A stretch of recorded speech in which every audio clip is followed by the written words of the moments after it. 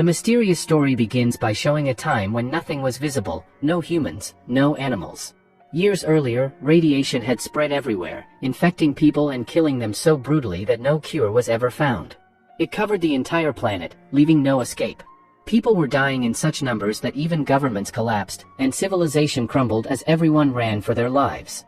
Now, only a handful of humans remain, struggling to survive. They know that if they enter an infected area, the radiation will consume their bodies, and once exposed, nothing can save them. Among these survivors is a woman named Anna. She roams through abandoned cities wearing a protective suit, collecting resources for survival. The cities are completely deserted and barren because the radiation is strongest there, but the supplies she finds keep her alive. Her only companion is a dog who stays with her everywhere, becoming her sole source of comfort in this lonely world. Despite years of wandering, she has never encountered another human. One day, as usual, Anna gathers food supplies and returns home. After crossing a mountainous area, she removes her mask and suit because her home is deep in the mountains, a place untouched by radiation. These massive mountain ranges act as natural barriers, keeping the radiation out, though it still lingers on the other side. Here, Anna lives without needing her suit, though she always carefully cleans herself to ensure no trace of radiation clings to her skin, since even a small exposure could rot her alive. After cleaning up, she rests with her dog, repeating her daily routine. The next day, she ventures out again with her dog, checking the traps she had set throughout the forest to catch small animals. So far, none have been caught, though she mainly targets rodents that live underground, seemingly unaffected by radiation. Humanity may die out, but rats appear impossible to exterminate. While checking her traps, her dog starts barking and runs ahead, signaling something unusual. Anna follows and hears strange noises and movement. Soon, she discovers a strange vehicle filled with advanced equipment, like something a scientist would use. Confused, she wonders how it got there. Her dog leads her further, only to run off in fear. When Anna reaches the spot, she sees a man in a radiation suit operating a machine. His name is John, and he has been traveling to measure radiation levels in different places. To his surprise, his machine shows zero radiation in this area, something he has never seen in years. Overjoyed, he removes his suit and laughs, relieved to find the first radiation-free zone. Hidden, Anna watches him closely but decides not to reveal herself yet.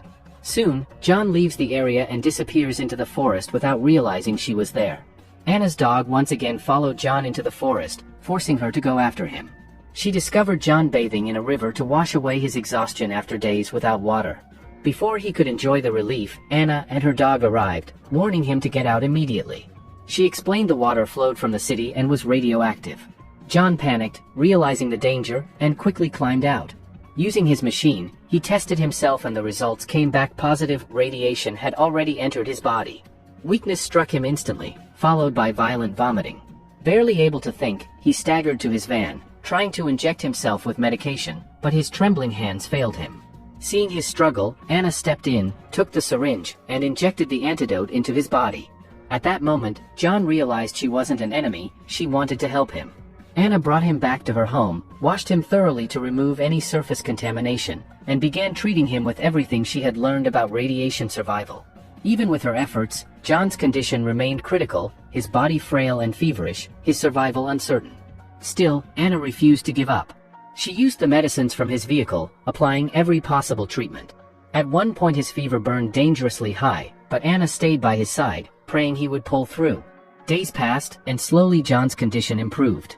Eventually, he regained strength, began walking again, and finally the radiation cleared from his system, something rare, since radiation usually destroys blood cells completely. His survival was only possible because Anna had warned him in time. If he had swallowed that water, his death would have been certain. One evening, as they sat outside her home, Anna showed John old family photos. She explained that she once lived there with her father and brother, but her father died from radiation exposure. Later, when her brother went to collect resources, he never returned. Believing he had perished, she never risked entering the most contaminated city to look for him. For years she had lived in solitude, until now, meeting John was the first time she had seen another human in ages. John was deeply moved by her story, recognizing Anna's pure heart and her longing for companionship. He realized she wanted nothing more than someone to share life with. Anna had started farming to sustain herself, planting crops for food. When John asked why she didn't use a tractor, she simply replied that tractors needed fuel, and she had none. Anna explained that she had to work manually on her farm, which took enormous effort. John then told her about a fuel station not far from there and suggested she could bring fuel back to power the tractor, saving energy and time. Anna had never known about it, and even if she had, the station was deep inside a radiation zone, impossible to reach safely. John gave her a special mask and explained a technique to move through contaminated areas. Guided by his instructions, Anna made it to the pump and, finding it abandoned, collected a huge supply of fuel. Now she could run the tractor and accomplish in hours what once took days. While she worked, John watched her intently, his thoughts unclear, but that night they shared a full meal together. For the first time since losing her family, Anna felt truly happy. She no longer believed she would spend the rest of her life alone. John then opened up about his past, explaining he was an engineer who had lived alone in a bunker for years. Eventually he decided he could no longer endure isolation, so he built his radiation suit and modified his vehicle to travel safely. That choice had led him to Anna. Both were grateful to have found each other. The next day, while working, Anna mentioned she once had a generator. Before exploring that, they caught fish from the river, cooked them, and shared what felt like a dreamlike moment of companionship. Later, Anna showed John the old generator, but after hours of examining it, he concluded it couldn't be repaired.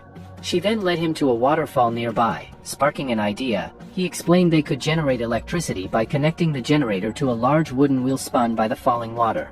They only needed enough timber to build it. Searching for materials, John noticed an old church and suggested dismantling it for wood. At first, Anna agreed, but then she refused. The church had been her only refuge during years of solitude, a place where she prayed and found reasons to keep living. She couldn't bring herself to destroy it. John argued survival mattered more than emotions, reminding her that God lived in her heart, not in a building. Still, Anna stood firm, unwilling to tear it down.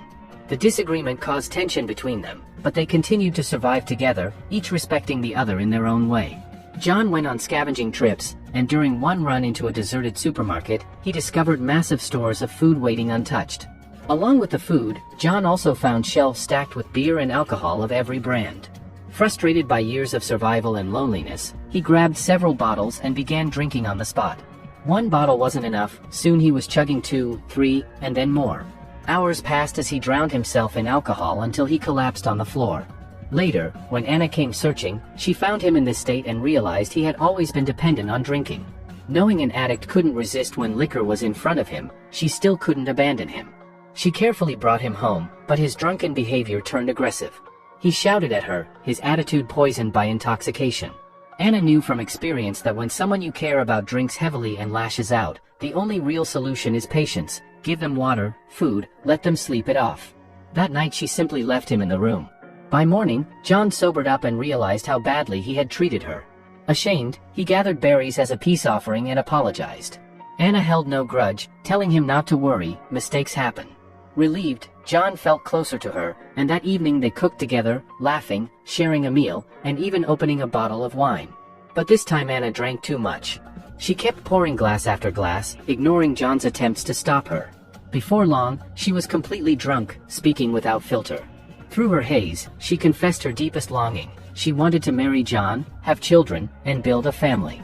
It had been her dream for years. John, though touched, responded cautiously. He explained that she wasn't in her right mind and that important decisions should wait. They had time ahead to think about such things. Anna eventually agreed, resting comfortably in his arms. By the next day, life returned to normal. But during a walk in the forest, Anna's dog began barking at someone in the distance.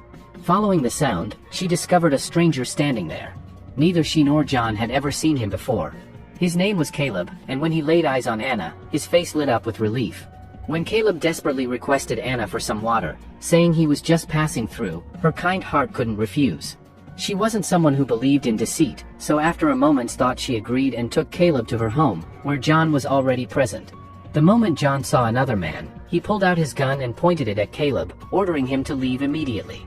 But Anna quickly stepped in and explained that Caleb wasn't an enemy, he only needed water. After a while, everyone calmed down, and Caleb was given water to drink. Relieved, he began to share his story. Caleb said he had been living in a cave with his friends, but radiation spread so badly that they all died, and he barely escaped with his life. Feeling pity, Anna listened as Caleb asked if he could stay with them for a few days before moving on. John reluctantly agreed but told him he would sleep outside, which Anna strongly opposed. She argued that their home had space and Caleb could rest inside. Their opinions clashed, but eventually Caleb was brought in and given food. He seemed simple and harmless, even asking John how he ended up here. John briefly explained that he was heading in this direction until he met Anna, who made him stay. Anna, happy to have another companion, eagerly showed Caleb around, looking far more cheerful than before, as if she had found a new friend. John, however, grew uneasy and later warned Anna not to trust Caleb so quickly, as they barely knew him. Anna questioned John, asking if he was suspicious of her. She had been raised to help anyone in need without hesitation, and that was why she welcomed Caleb so openly. She even asked John why he told Caleb about a boy but never shared that with her. John admitted he had hidden it on purpose to spare her feelings. That's when Anna opened up about her family. Her father had died, and even her brother had left her, so nothing could hurt her anymore. With this, John finally gathered the courage to confess. He revealed that the boy he spoke about, the one who died in the radiation, was actually Anna's brother, and John himself had ended his life. Shocked and heartbroken, Anna cried. At the very least, she had believed her brother was still alive somewhere, but now she realized John had killed him. Despite the pain, Anna did not grow angry. She understood John must have been forced into it, and she held no complaints. John too carried the guilt but was relieved she didn't hate him. Slowly, things began to settle again. Later, John and Caleb went out hunting to gather resources and managed to kill a small animal with their sharp aim. They returned home, cooked it, and shared a candlelight dinner. During their conversation, they discussed building a wheel at the waterfall to generate electricity. But the challenge was where to get enough wood. The forest had trees, but cutting them into proper planks wasn't easy. Caleb then realized they were considering tearing down the church to build the wheel. He strongly opposed this, saying the church was for prayer and must never be destroyed. Interestingly, Anna, who once thought the same, had changed her mind. She told John directly to do whatever he thought was right. Anna believed that if something could help them survive, they needed to move forward with it. Prayer, she said, would come from the heart because they were a team. Hearing this made John happy, and he decided to continue with his plan, ignoring Caleb's objections. The next day, they began dismantling the church for wood to build the wheel. Caleb disliked this, but the plan had to move forward. One by one, they pulled out the wooden beams, and John focused on constructing the wheel's frame. Meanwhile, Anna and Caleb were laughing, joking, and talking, quickly forming a bond. Watching their closeness made John jealous because, deep down, he also cared for Anna, and seeing her get so comfortable with someone else bothered him. Still, he pushed those feelings aside to concentrate on building the wheel. That night, however, John angrily called Anna over and told her she was free to choose her own partner but warned her to take time to truly understand Caleb before moving closer to him. Anna was caught off guard, began crying, and explained that she was only spending time with Caleb because he was living with them. He was just a good friend. The conversation turned tense, and Anna stormed off upset. The following day, construction on the wheel continued intensely, and after hours of work, more than half of it was complete. They hoped once it was finished, they could power the generator and finally produce electricity. To celebrate, the three of them held a small party, a candlelight dinner with good food and wine, enjoying it as if they were dining in a 5-star hotel. Later, feeling hot, they went to an artificial pond to cool off. There, like children, they splashed, laughed, and played. Eventually, they came up with a game using beer bottles. They would toss a bottle underwater, and whoever retrieved it would win. John and Caleb went first and easily found the bottles. When it was Anna's turn, she touched the bottle but pretended she couldn't grab it, looking toward Caleb for help. John noticed this and felt hurt. She could have asked him instead.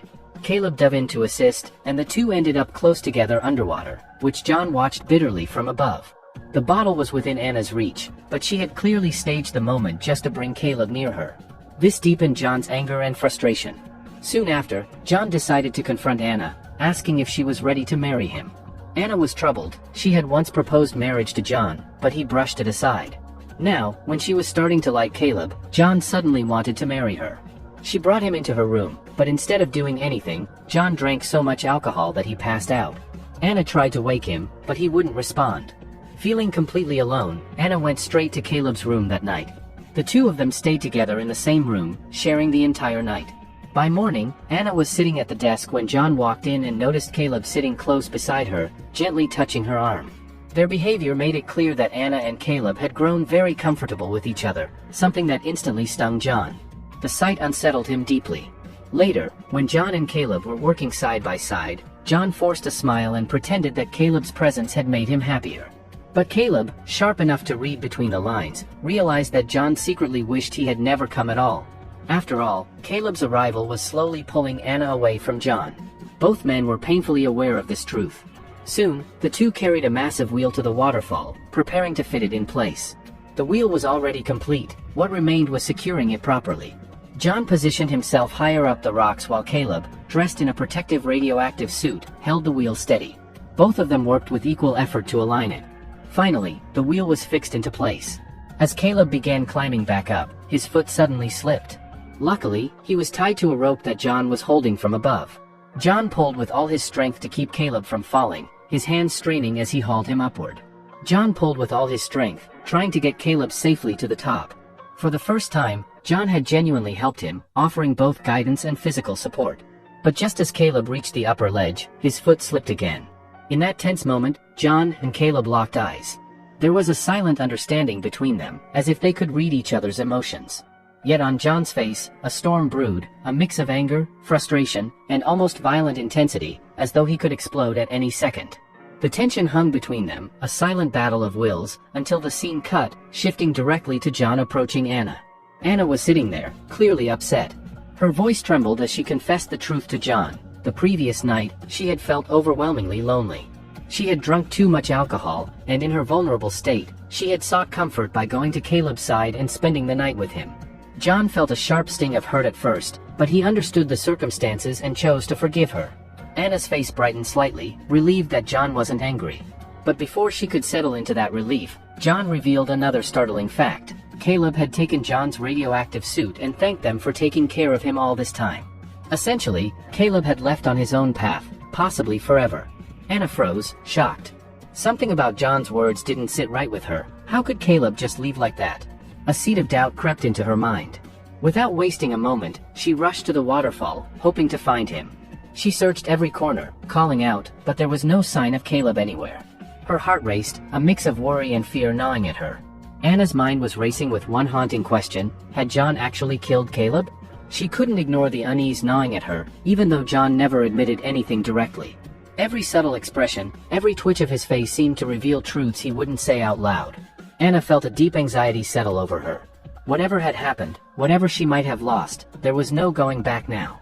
Meanwhile, John turned his attention back to the massive wheel they had installed at the waterfall. With careful wiring and a few final adjustments, he activated the generator. Slowly at first, then with growing hums of electricity, the system came to life. Lights flickered, appliances powered up, and the once silent cabin now buzzed with energy. Anna noticed the results and felt a fleeting sense of happiness, a small relief amid her swirling doubts. But the shadow of suspicion toward John still lingered in her mind. She had countless questions, yet she knew John would never reveal the full truth. Seeking a moment of calm, Anna moved toward an old piano that had been kept in the church before they repurposed the wood. She sat down, fingers brushing the keys, letting the music flow, a soft escape from her tangled thoughts. John approached quietly, and when Anna gave him a glance, her eyes held a mixture of trust, wariness, and suspicion. It was clear that their bond had shifted. After everything that had transpired, the secrets, the survival, the tension, Anna might never fully trust John again. And with that unresolved tension lingering, the story draws to a close. This is how our story ends here.